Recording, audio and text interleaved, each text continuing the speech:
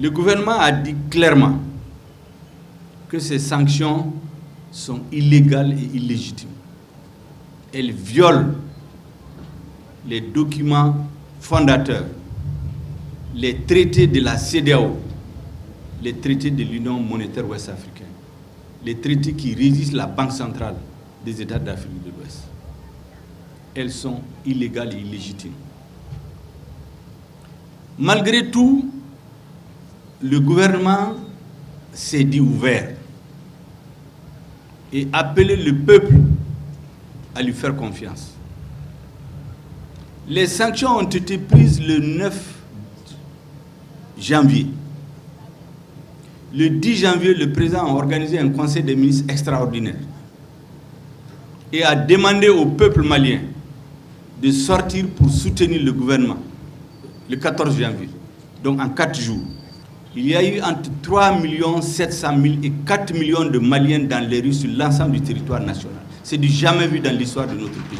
Ceux qui parlent de légitimité, le peuple a montré de quel côté se trouve la légitimité. Aucun président n'a jamais mobilisé plus de 2 millions d'électeurs au Mali, en tout cas. Jamais pendant 30 ans que nous faisons les élections. Pourtant, il y a des présidents qui font 5 ans. La campagne présidentielle fait 3 semaines. Beaucoup d'argent est injecté dans la campagne. Les campagnes politiques. On n'a jamais mobilisé, aucun président n'a mobilisé plus de 2 millions d'électeurs. Le président Ngoueta a lancé un appel. En 4 jours, près de 4 millions de Maliens sont sortis pour soutenir le gouvernement de transition. Ce n'est pas par hasard, parce que les Maliens sentent que ce gouvernement est à leur service. Le gouvernement, je l'ai dit, joue son rôle. Il travaille à sécuriser les Maliens.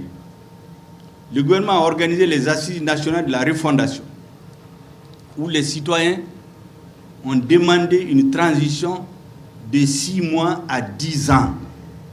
Je dis bien 10 ans. Seulement, il y a une majorité qui s'est dégagée pour 6 mois à 5 ans. C'est le choix du peuple. C'est cette proposition que le président de la transition a soumise à ses homologues de la CEDEAO pour discussion. Parce que ce que le peuple a décidé, nous ne pouvons pas le changer comme ça. Si c'est à l'issue de discussions avec nos frères que nous arrivons à un chronogramme, nous allons expliquer au peuple malien pourquoi on a fait telle ou telle concession. Mais la seule chose sur laquelle on ne peut pas faire des concessions, c'est la sécurité des personnes et des biens. Et rien ne nous fera reculer sur la recherche de la sécurité des Maliens. Avant toute chose, nous avons nos frères de la CEDEAO et de l'Union africaine.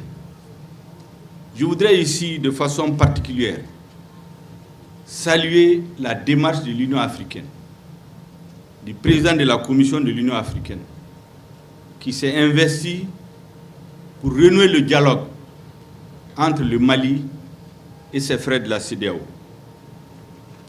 Je voudrais aussi dire à la CEDEAO la disponibilité du gouvernement malien à discuter. Parce que pour nous, ce qui se passe entre nous et la CEDEAO, c'est comme une dispute entre des frères qui, de toutes les façons, doit finir par se résoudre parce que nous sommes de la même famille. La CEDEAO est née au Mali. C'est important de le dire. Nous avons un pays ami. Je préfère le prendre par son nom. Hein. C'est le Niger, qui pendant longtemps a été l'un des alliés les plus sûrs dans la lutte contre le terrorisme. Depuis quand on organisait la partition du Mali. Nous avons été surpris. Après une réunion de l'Union européenne avec les pays du G5 Sahel, entrant le ministre des Affaires étrangères de ce pays, sorti donner une conférence de presse comme s'il était obligé pour insulter notre peuple. Les manifestations patriotiques du 14 janvier, qu'est-ce qu'il dit? Il dit les Maliens, c'est un patriotisme frélaté. C'est ce qu'il dit contre les Maliens. J'ai dit, mais il vient d'où ce monsieur? Il a fait quelle école de diplomatie? Comment un représentant d'un État peut traiter le patriotisme d'un peuple comme un patriotisme frélaté? Ceux qui ne connaissent pas le sens du patriotisme, Ce que nous voulons leur dire,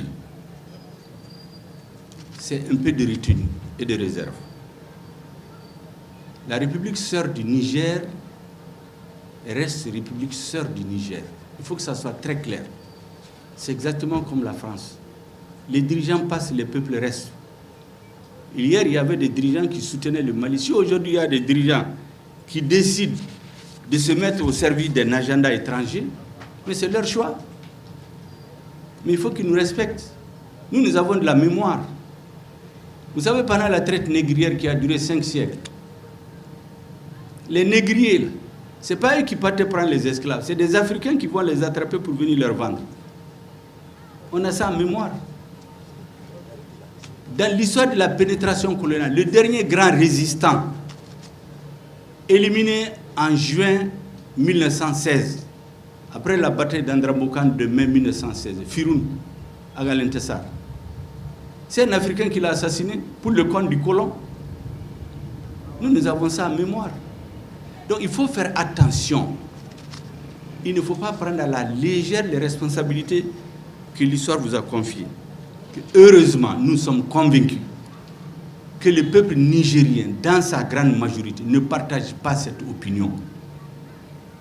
Et d'ailleurs, je mets monsieur le ministre des Affaires étrangères du Niger, que tout le monde connaît parce qu'il est devenu célèbre maintenant par ses sorties hasardeuses, je le mets au défi de mobiliser autant de personnes que Assimi Goïta a mobilisé dans les rues de Bamako le 14 janvier. Qu'il lance un appel au peuple nigérien pour dire de sortir les soutenir. Et comme le dirait chez nous, on trouvera l'âne dans la moustiquaire.